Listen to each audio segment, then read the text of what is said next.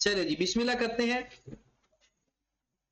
Following is the, अगर आपने अपने सामने रखना है तो अपने सामने रख लें क्वेश्चन।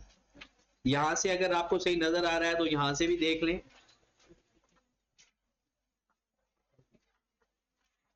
हाँ जी, वो कहते हैं following is the statement of financial position of QL 30 जून 22 की। मैंने आपको ये पूरा सवाल हल नहीं करवाना, एडजस्टमेंट सारी सिखानी है, कहां कहां इफेक्ट जाएगा। Share capital, revaluation surplus. एक बात तो कंफर्म होगी कि रीवैल्यूएशन सरप्लस इसी साल हुआ है। Retain earning, long term loan, trade and other payable, advance from customer, advance from customer liability, land and building, vehicle, inventory, trade and other receivable, cash and bank balance. ये सारी information वही पुरानी है। During the year land and building were revalued for the first time, पहली दफा revaluation हुई, resulting in a surplus 150 million. ये है हिंट। और अच्छा सवाल तब होता कि बस इतनी इंफॉर्मेशन होती, लेकिन उसने तो सारा ही बता दिया। एंड इंक्रीमेंटल डेप्रिसिएशन इज, अच्छा जो कह रहे थे ना कि रिटेन अर्निंग के अंदर रीवैल्यूएशन सरप्लस आता है, ये सरप्लस नहीं आता, इन एक्सेस या इंक्रीमेंटल डेप्रिसिएशन आती है। तो इस साल जो हमारा सरप्लस हुआ है वो 150 मिलियन का हुआ है। ऊपर नजर आ रहा है 135, ये 135 इसलिए नजर आ रहा है क्योंकि, अच्छा अब थोड़ा सा नॉलेज भी रिवाइज होता जाएगा। आप मुझे बताएं ये वाला एसेट फर्स्ट टाइम रीवैल्यू हुआ है, साल के शुरू में हुआ है या साल के एंड वाला है? इस कौन सा है? एंड पे। देखो आप बगैर सोचे समझे जवाब दे रहे हो, ये साल के शुरू में है। अब जरा सुने, अगर ये रिवैल्यूएशन साल के एंड पे होती तो एक्सेस डेप्रिसिएशन होती ना। ये पहले रिवैल्यू हुआ है, बाद में डेप्रिशिएट हुआ है। ये क्वेश्चन से कोई इसका लिंक नहीं है। आगे चलते हैं। Depreciation on building charge to profit and loss 72 million. Depreciation भी हमें मिल गई, इसका मतलब है प्रॉपर्टी प्लांट एंड इक्विपमेंट का लेजर हम बना लेंगे, वहां से हमें वो चीजें भी मिल जाएंगी कि इंक्रीज या decrease. During the year, important, ये पेपर में 2-3 दफा पूछा गया। During the year vehicle having book value 8 million were sold for rupees 11 million received in cash। फिर कहता है further sale proceed of 6 million of an other vehicle, book value जिसकी है 7 million, disposed of in 2021 were received in August 2021। हमारा साल है जनाब 30 जून 2022, 30 जून 2000 exact 100%, जिसे हम नहीं कहते कॉमन सेंस वाला सवाल होना। अब जरा देखिए, कहता है ड्यूरिंग द ईयर, ये तो हो गया ड्यूरिंग द ईयर, सारे देख रहे हो ना। 8 मिलियन वाला एसेट 11 मिलियन का बेच दिया, डन। एक और एसेट फर्दर कहता है sale proceed 6 million of an other vehicle disposed in 2021, May 21, पिछला साल है, करंट ईयर है। अच्छा पिछले साल बेचा था तो उसका गेन या लॉस पिछले साल एडजस्ट हो चुका है, इसका गेन या लॉस हमारे साथ कोई ताल्लुक है। वर received in August 21, cash flow हमारे साल हुआ है। इसका मतलब है इसको सिर्फ हम लिखेंगे इन्वेस्टिंग एक्टिविटी के अंदर, इसके अलावा कुछ और करने की जरूरत नहीं। अब कहोगे सर इसका गेन या लॉस क्यों नहीं लिखा, ये इस साल का गेन या लॉस, क्योंकि हमें पता है income and expense for the year होते हैं, income and expense for the year होते हैं, तो जिस साल के होते हैं उसी साल एडजस्ट होना है, रिकॉर्ड होना है, उसी साल होते हैं। यहां से बात क्लियर होगी? अभी क्लियर नहीं हुई, ये जब हम सवाल हल करने लगेंगे, चेंज लेने लगेंगे, तो फिर मैं देखूंगा कि किस बंदे को ये 100% बात क्लियर हुई है। Vehicle costing 51 million were purchase during the year of which 12 million in still unpaid. मैंने एक सेंटेंस लिखवाया था आपको कि अगर कोई रिसीवेबल या payable of non current asset है वो वर्किंग कैपिटल के अंदर, ये बात याद है। आपका ये 12 मिलियन अनपेड है, आप मुझे यहां से ढूंढ के दो 12 मिलियन कहां किस वैल्यू के अंदर होगा। 12 मिलियन अनपेड है व्हीकल का, किसके अंदर होगा? ट्रेड एंड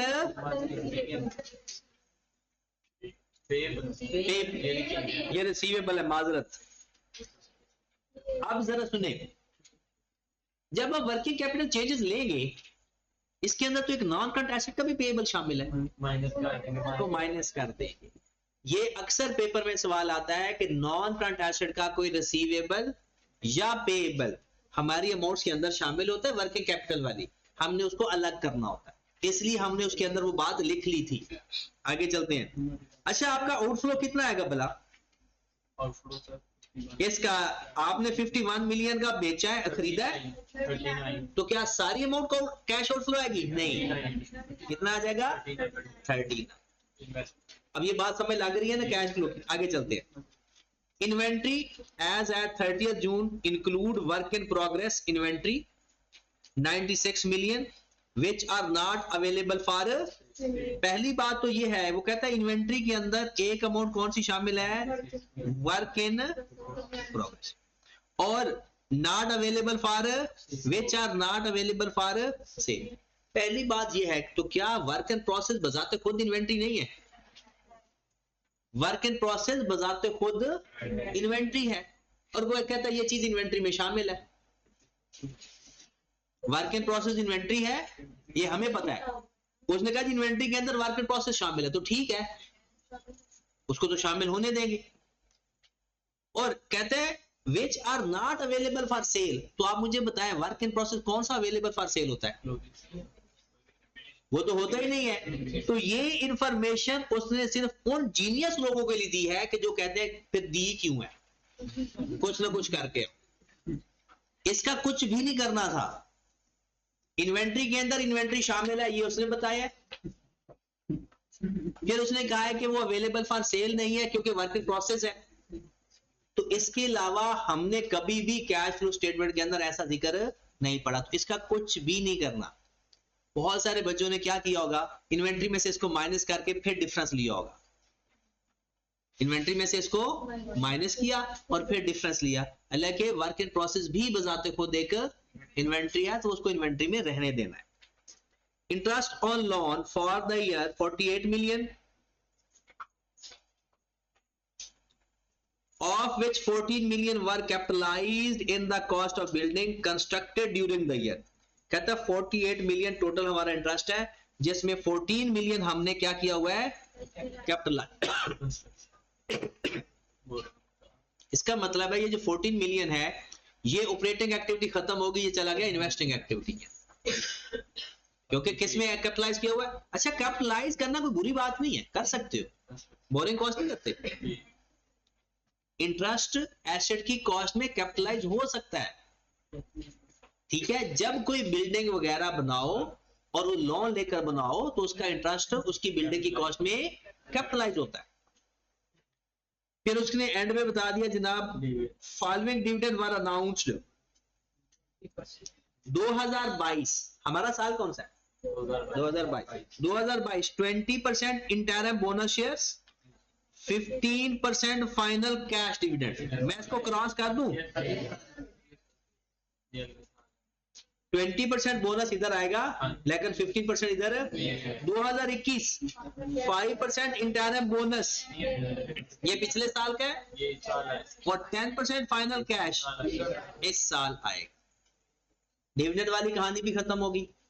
अब कहानी कहां से शुरू होनी है? प्रॉफिट से, और सवाल के अंदर प्रॉफिट नहीं है। रिटेन अर्निंग का लेजर बनाते हैं, प्रॉफिट फाइंड करेंगे। सबसे पहले रिटेन अर्निंग का लेजर बनाते हैं, प्रॉफिट फाइंड करते हैं। चलो जी, बनाओ जरा रिटेन अर्निंग का लेजर और प्रॉफिट फाइंड करते हैं। सब लोग बनाए। वर्किंग नंबर 1, ध्यान से चीजें ना, जब मैं सवाल पढ़ता हूं ना सुना करें, आपका सवाल जल्दी होगा, वरना सारा सवाल दोबारा पढ़ना पड़ेगा।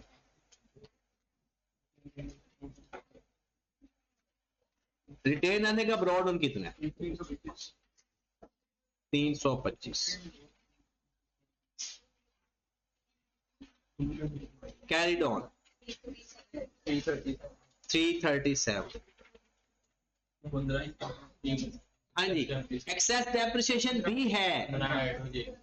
एक्सेस डेप्रिसिएशन की एंट्री होती है जब रीवैल्यूएशन सरप्लस। अच्छा, जब मैं यहाँ पर री सरप्लस लिखते हुए बहुत डर लगता है, ये एक्सेस डेप्रिसिएशन है और बच्चे समझ लेते हैं शायद ये जो फॉर द ईयर है।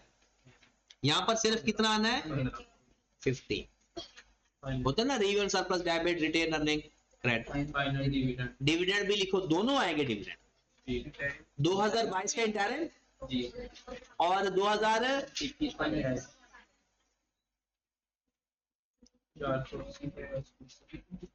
डिविडेंड, कैश और डिविडेंड बोनस।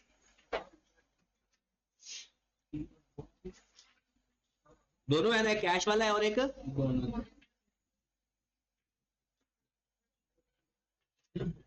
एंट्री पास करते जाओ, साथ में रिटेन ये स्टेटमेंट चेंज इक्विटी भी रिवाइज होता जाएगा। हाँ जी, कैश डिविडेंड की एंट्री क्या होती है? कैश डिविडेंड की entry retain earning debit cash credit. और बोनस की क्या एंट्री होती है?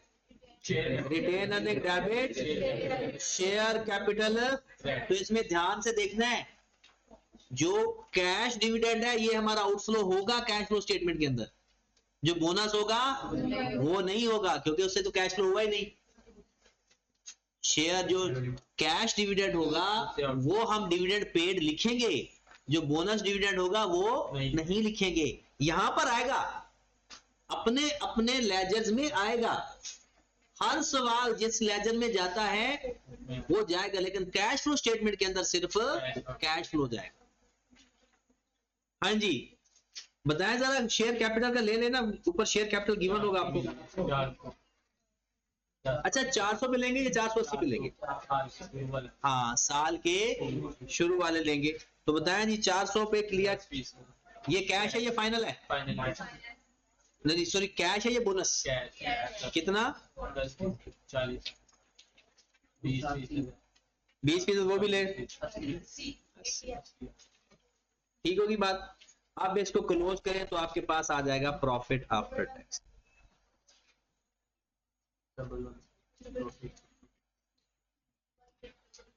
डबल वन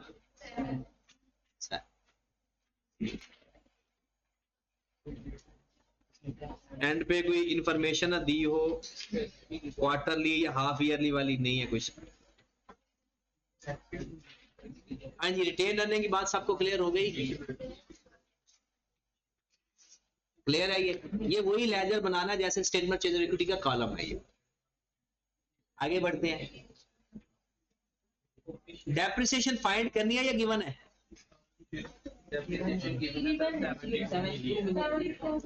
गेन या लॉस भी गिवन है।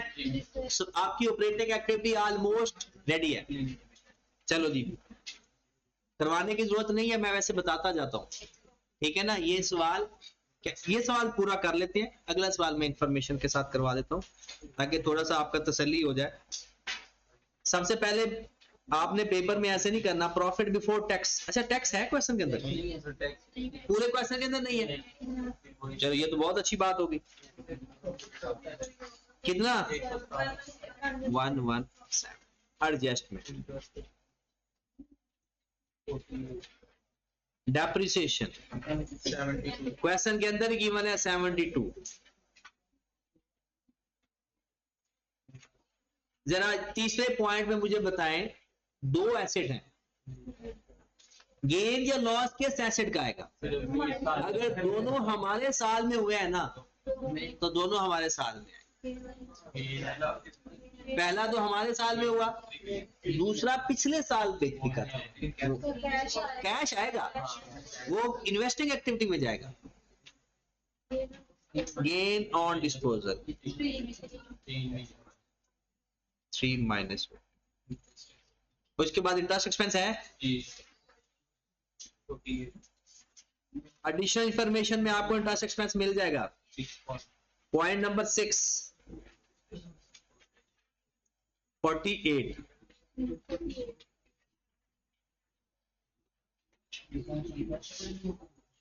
एड बैक कर दिया। ओके होगी बात जी। वो यहां पर तो सारा रिवर्स हो जाएगा ना, फिर आगे सेग्रीगेट हो जाएगा, कुछ चला जाएगा ईपी के अंदर और कुछ चला जाएगा इंटरेस्ट पेड और टैक्स पे, वो उसकी जगह। देखिए during the year vehicle having book value 8 million were sold for 11 million. Done. आगे कहता है further sale proceed 6 million of an other vehicle जिसकी book value 7 million disposed of in May 21। हमारा तो साल 30 जून तक खत्म हो जाता है, बट रिसीव्ड इन अगस्त 21। अब बेचा था ऐसे पिछले साल हमारा गेयर लॉस आया, सब कुछ एडजस्ट हो चुका है, लेकिन कैश नहीं रिसीव हुआ था। क्या रिसीव हुआ इस साल, तो इस साल का कैश फ्लो है इनकम एक्सपेंस इस साल का नहीं, ये हम इन्वेस्टिंग एक्टिविटी में ऐड करेंगे। नॉन करंट एसेट के ऊपर कैश खर्च हो या उससे कैश आए, इन्वेस्टिंग एक्टिविटी। क्या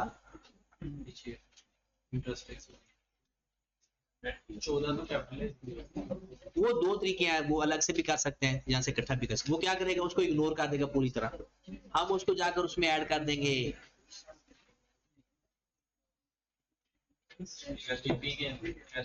हम इन्वेस्टिंग के अंदर एडजस्ट कर लेंगे, बराबर आ जाएगा जी। सॉरी बिल्कुल लेंगे, नहीं तो उसने डेप्रिसिएशन, अच्छा उसने कहा डेप्रिसिएशन बिल्डिंग, ये बिल्डिंग की डेप्रिसिएशन है भाई, ये जो डेप्रिसिएशन बताई ना उसने बताई है बिल्डिंग की। ऊपर व्हीकल पे जाए, व्हीकल का लेजर बनाओ, डेप्रिसिएशन फाइंड आ जाएगी। व्हीकल का लेजर बनाओ और डेप्रिसिएशन फाइंड कर लो।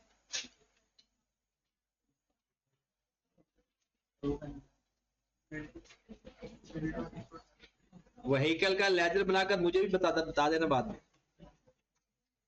ये सबने बनाना है, साथ साथ प्रैक्टिस हो रही है सबकी, ये नहीं कि मेरा इंतजार नहीं करना कि मैं बनाऊंगा तो बनाना है।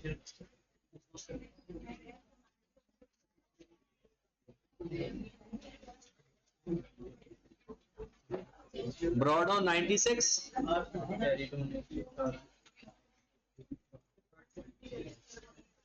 उसके बाद कैरिड ऑन, उसके बाद डिस्पोजल कितना है 8, एडिशन वगैरह गिवन है 31 का खरीदा तो 39 था जॉन के 12 में 51 तो व्हीकल का जो खरीदा था 51। ये इसको किस तरह से लिखो ज्यादा बेहतर होगा, पेबल के नाम से और कैश के नाम से, पेबल और कैश। 12 मिलियन पेबल है और बाकी कितना बात गया। अब इसको क्लोज करो, जो डिफरेंस आएगा वो डेप्रिसिएशन आ जाएगा। सॉरी क्यों, वो तो पिछले साल डिस्पोजल हुआ है, तो मैं इस साल क्यों रिकॉर्ड करूंगा, जब पिछले साल मेरी एंट्री पास हुई होगी कैश डेबिट डिस्पोजल क्रेडिट, जो मैंने for the year cash flow बनानी है ना, तो इस साल मैंने देखना है ना क्या कुछ हो रहा है, जो पिछले साल एसेट बिका है वो पिछले साल रिकॉर्ड हुआ है। अच्छा ये देखें 96 ब्रॉड ऑन, ये मैंने 51 लिखा है जो आपने व्हीकल खरीदा, अलग अलग करके क्यों लिखा।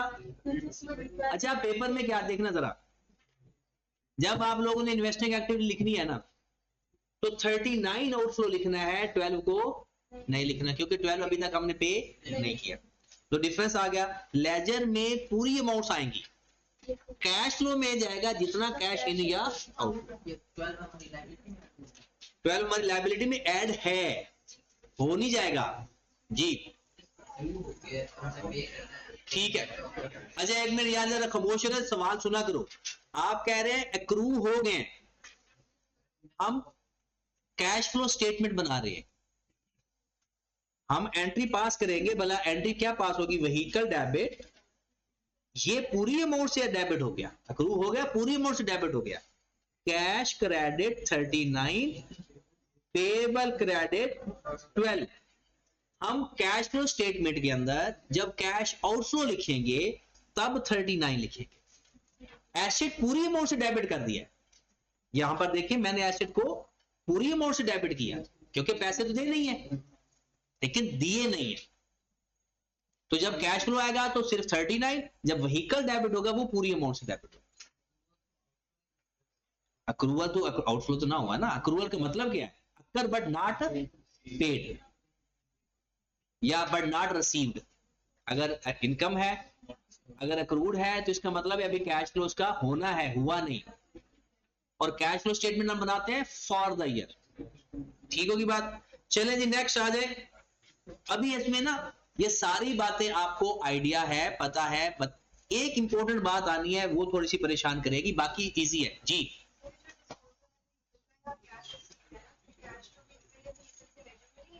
एक मिनट यार बात ना किया करो, एक बंदा सवाल पूछ रहा होता है, परेशानी होती है। आपने देखो, आप एंट्रीज पे जाया करो। व्हीकल के अंदर कभी भी व्हीकल के अंदर दो ही चीजें आती है, जब व्हीकल डेबिट हो या व्हीकल क्रेडिट। आप कह रहे हो कैश इधर आएगा डिस्पोजल का, ये कह रहे हो? कभी भी नहीं। आपका व्हीकल बड़ा है या व्हीकल कम हुआ है, वो अपनी या तो कॉस्ट से आता है या अपनी बुक वैल्यू से आता है। व्हीकल बढ़ता है या कम होता है? बुक वैल्यू से आ तो गया 8। व्हीकल जब बढ़ता है या कम होता है, दो तरह से बढ़ता है या कम होता है। मतलब कोई भी नॉन करंट एसेट है या कॉस्ट से या बुक वैल्यू से, इसके अलावा और कोई वैल्यू नहीं है। आप मुझे 4 एंट्रीज डिस्पोजल की बता दें, आपका कंफ्यूजन क्लियर हो जाएगी। 4 एंट्री जब पढ़ाई थी, बताओ क्या एंट्रीज थी? Disposal to PP, disposal to, इसका मतलब है पीपी में क्या चीज जा रही है? डिस्पोजल की कॉस्ट। फिर अक्यूमुलेटेड डेप्रिसिएशन टू डिस्पोजल, ये अक्यूमुलेटेड डेप्रिसिएशन में चला जाएगा। फिर एक होता है कैश टू, तो जो आपने एसेट बेचा वो पीपी के अंदर नहीं आ रहा, वो कैश के अकाउंट में जाएगा और डिस्पोजल के लेजर में जाएगा। ठीक होगी बात? चले, इंटरेस्ट एक्सपेंस हमारे पास आ गया। अच्छा, आपने व्हीकल की ये डेप्रिसिएशन, एक डेप्रिसिएशन ऑन व्हीकल 21 और वर्किंग का रेफरेंस दे देंगे। उसके बाद कोई और चीज है तो बताएं। अच्छा, ये जो 48 इंटरेस्ट है ना, इसको दो तरीकों से डील किया जा सकता है, क्योंकि उसने ये लिखा है कि जो हमारे पास ड्यूरिंग द ईयर, सॉरी एक मिनट, उसने कहा interest on loan amounting 48 million. कहता है इंटरेस्ट बनता 48 मिलियन है, of which 14 million were capitalised, 14 million हमने कैपिटलाइज कर दिया। इसका मतलब ये हुआ 14 मिलियन प्रॉफिट के अंदर है ही नहीं। तो 48 माइनस, एक बात याद रखनी, वैसे ये बड़ों वाली बातें हैं लेकिन जाहिर सी बात है कल को आपने बड़े तो होना ही होना है। आपने प्रॉफिट के अंदर, एडजस्टमेंट के अंदर वही चीज प्लस माइनस करनी है जो पहले उसके अंदर प्लस माइनस हो चुकी है। जो चीज उसके अंदर है ही नहीं वो एडजस्टमेंट भी, जैसे इस सवाल के अंदर कहता है कि मेरा इंटरेस्ट एक्सपेंस पूरे साल का 48 मिलियन है, कहता है 14 मिलियन मैंने कैपिटलाइज किया है। तो आप मुझे बताएं 14 मिलियन तो इसके अंदर है ही नहीं। कैपिटलाइज होने का क्या मतलब है? एसओपीएल में गया होगा या बिल्डिंग में गया होगा? तो इसका मतलब है यहां पर कितनी अमाउंट आएगी? 34। जब हम बिल्डिंग की लेजर बनाएंगे उसके अंदर इस चीज को कंसीडर करेंगे, बिल्डिंग डेबिट करेंगे, इंटरेस्ट क्रेडिट करेंगे। हाँ जी, इसके अलावा कोई इंफॉर्मेशन हो जो यहां की हो? इन्वेंट्री का नहीं लेना, इंटरेस्ट हो गया, खत्म होगी बात। 241 ये हमारे पास आ गया before working capital. Working capital changes ही इसमें इंपॉर्टेंट है। मैं दोबारा एक दफा बता देता हूं कि किन किन चीजों को हमने कंसीडर करना है। आए जरा, सबसे पहले टिक क्रॉस, उसके बाद क्योंकि इसके अंदर ना बड़ी चीजें मिक्स हैं। हाँ जी, सबसे पहले ट्रेड एंड अदर पेबल के अंदर क्या क्या है भला पता है? अब सुने, इंटरेस्ट पेबल शामिल है इसके अंदर या नहीं? अगर अलग से नहीं है तो इसके अंदर ही है, वो भी निकालेंगे क्योंकि उसका अपना लेजर बनना है। और इसके अंदर एक नॉन करंट एसेट का पेबल भी शामिल है, वो भी माइनस करें। बताया जी, इसमें क्या माइनस करेंगे? 2021 पिछले साल का इंटरेस्ट पेबल कितना है? गिवन है इंटरेस्ट पेबल या नहीं? अच्छा, इंटरेस्ट पेबल तो है ही नहीं, तो फिर तो सिर्फ इसमें से 12 माइनस करना है। ये चीज इंपॉर्टेंट नहीं है। आपको क्या लिखते हैं, मैंने इसके लिए ये इंपॉर्टेंट बार बार कह रहा हूं। अब जरा सुनिए, एडवांस फ्रॉम कस्टमर में कोई एडजस्टमेंट है? नहीं है। ट्रेड एंड अदर रिसीवेबल में क्या कोई ऐसी एडजस्टमेंट है जिसको एडजस्ट करना हो? अब जरा सुने, पिछले साल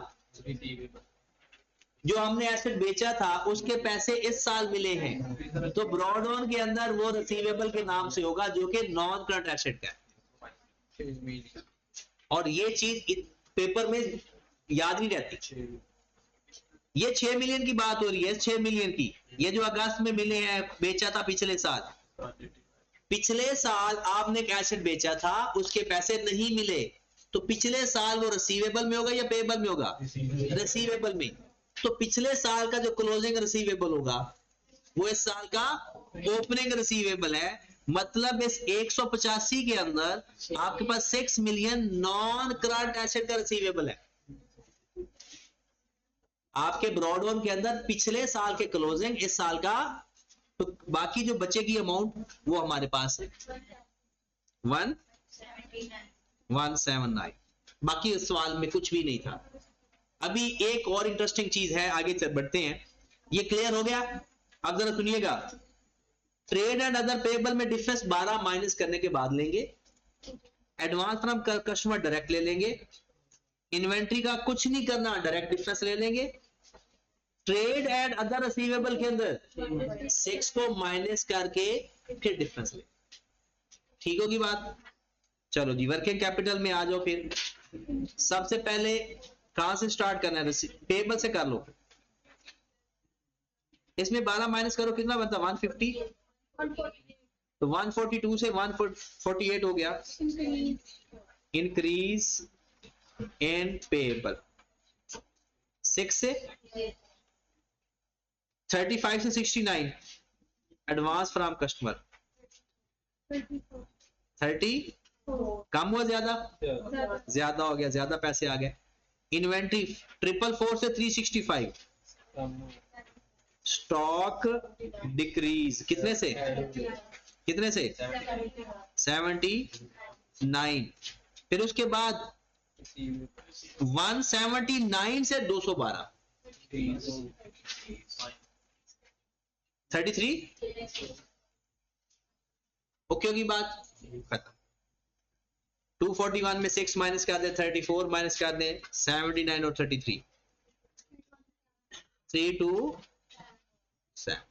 गॉट इट? उसके बाद इंटरेस्ट पेड है ही नहीं। और ये 48 था टोटल, 14 तो चला गया, वो नॉन करंट। और ओपनिंग क्लोजिंग अगर ना हो तो जितना इंटरेस्ट गिवन है उतना ही 34।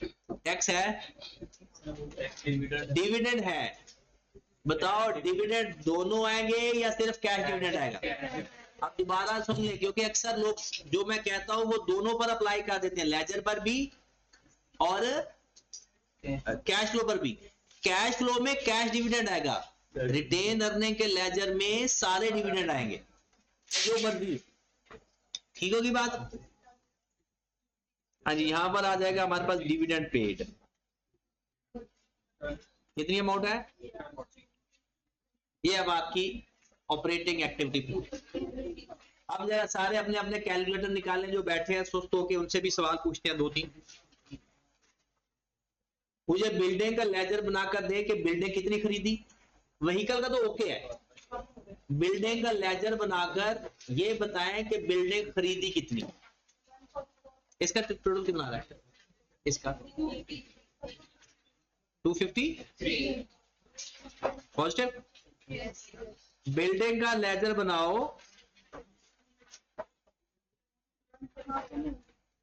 और बताओ कि कितने का बिल्डिंग आपने खरीदी।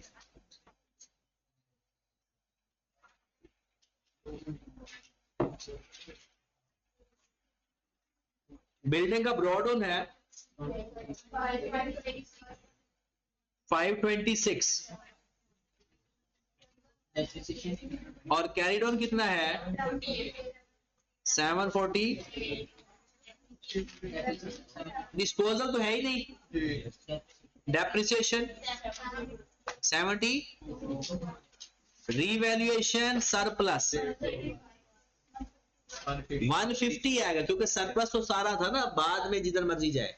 और एक चीज और थी इंटरेस्ट, जो उसने खुद कहा था कि 48 में से 14 का इंटरेस्ट बिल्डिंग को कैपिटलाइज किया है।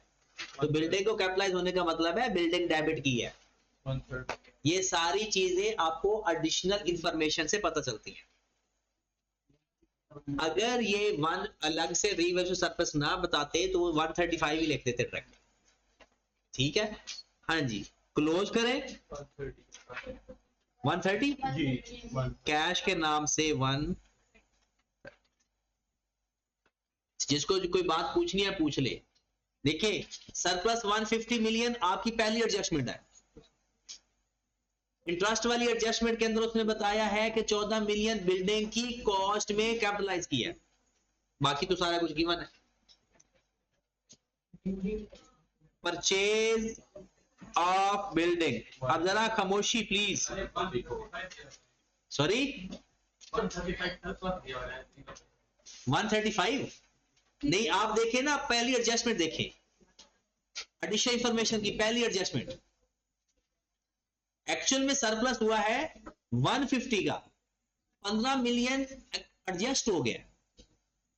एक्सेस डेबिशन की एंट्री क्या होती है बोला, रीवैल्यूएशन सरप्लस डेबिट, तो जितना क्रेडिट हुआ है उसमें से 15 डेबिट हो गए। 130 परचेज ऑफ व्हीकल, 51 लिखूं 39 लिखूं, 39, क्योंकि 51 का खरीदा है लेकिन पेमेंट कितनी की है 39। फिर कैश फ्रॉम जी, तो हमने पे किया इंटरेस्ट, कितना 14 का इंटरेस्ट भी तो पे किया, इंटरेस्ट भी तो पे किया, कहां पे किया है? ये देखा हुआ इंटरेस्ट कैपिटलाइज किया तो हमने एक्सपेंस पढ़ा तो हमने किया। तो बाद में देखते हैं, पहले डिस्पोजल का लिखवा। हाँ जी, कैश फ्रॉम डिस्पोजल कितना पैसा आया था 11 मिलियन, तो इस साल का आया, और 6 मिलियन वो भी तो आया है। जी, ठीक होगी बात, क्या कितनी अमाउंट हो गई? सारा अच्छा, इंटरेस्ट को या तो आप, ये ऐड होगा, इंटरेस्ट जो है, जो हमारा ये 14 मिलियन का है, इसके बारे में दो अजम्पशन आप ले सकते हो। अगर आप समझे कि पे कर दिया, क्योंकि इंटरेस्ट एक्सपेंस तो आया ना, बिल्डिंग में कैपिटलाइज तो हो गया, या ये पेएबल होगा या पेड होगा। है, अगर ये पेएबल है तो फिर किसी पेएबल के अंदर शामिल होगा, और अगर पेएबल के अंदर नहीं शामिल तो फिर ये पेड है। ऊपर तो हमने ऑपरेटिंग एक्टिविटी में 34 लिखा हुआ है, तो इंटरेस्ट पेड ऑफ बिल्डिंग,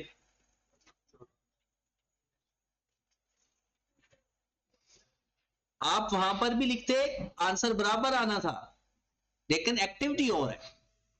जिस एक्टिविटी का कैश फ्लो उसी एक्टिविटी में आएगा। खत्म होगी बात, कोई और है इन्वेस्टिंग एक्टिविटी की बात? व्हीकल हो गया, बिल्डिंग हो गया, 130 की बिल्डिंग खरीदी, 39 का व्हीकल का पेमेंट की, 17 का कैश डिस्पोजल से आ गया, 14 मिलियन इंटरेस्ट पे किया जी।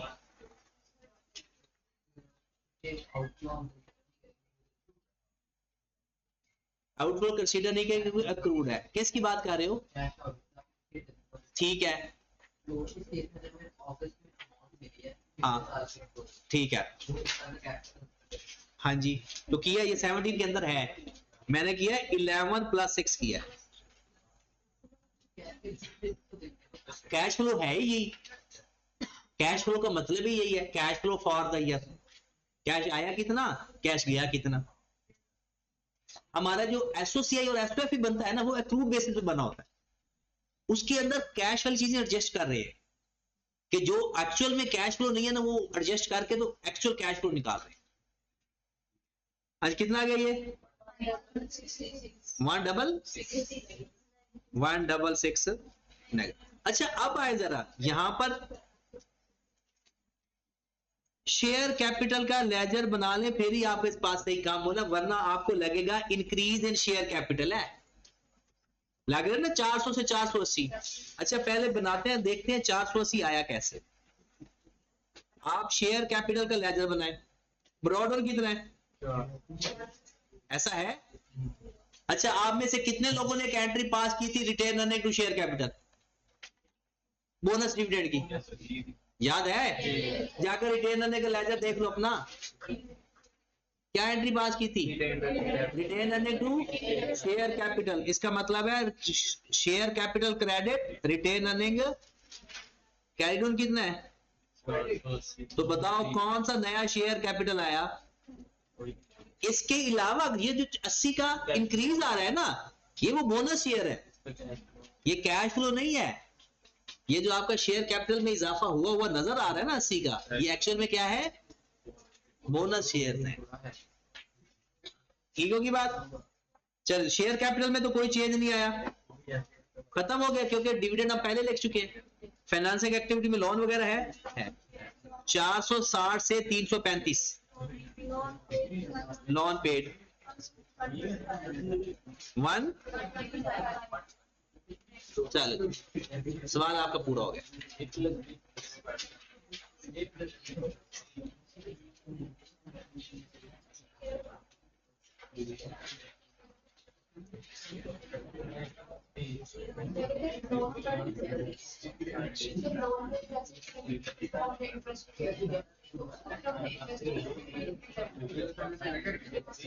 देखे ना, पेमेंट तो करनी है ना, अगर पेमेंट नहीं की तो फिर पेबल में होगा, हमने पेबल में भी तो उसकी एडजस्टमेंट नहीं की। अगर पेबल में होता तो नॉन करंट एसेट का पेबल से माइनस कर देते। जो इन्वेस्टिंग एक्टिविटी की चीज है ना, मतलब नॉन करंट एसेट की, वो किस में आएगी, इन्वेस्टिंग एक्टिविटी। और जो नॉन करंट लायबिलिटी की और इक्विटी की चीजें वो फाइनेंसिंग एक्टिविटी, और बाकी जो ऑपरेशन और वर्किंग कैपिटल है ऑपरेटिंग एक्टिविटी। अच्छा आपने जरा खामोशी प्लीज, ये क्वेश्चन आपको भी पता चल गया होगा कि पहला सवाल है, बाकी तो ऐसे प्रैक्टिस हो रही थी। तो आपने सबसे पहले ये क्वेश्चन खुद से दोबारा कंप्लीट करना है और फिर क्वेश्चन नंबर 26 प्रैक्टिस करना है। ये 25 है ना, 25। और एक मिनट इसमें कोई ट्रिक है तो मैं पहले बता देता हूं ताकि आपको कम से कम टाइम लगे। नहीं खुद ही तो कर लोगे, मुझे पता है। नहीं टाइम है क्या तो कम से कम लगे। अच्छा जरा इधर कोई वापस प्लीज, सारे वापस देखें। कोई इधर, यहां पर लिखा हुआ है share issue during the year, 10% bonus shares in March और राइट शेयर्स इन जुलाई।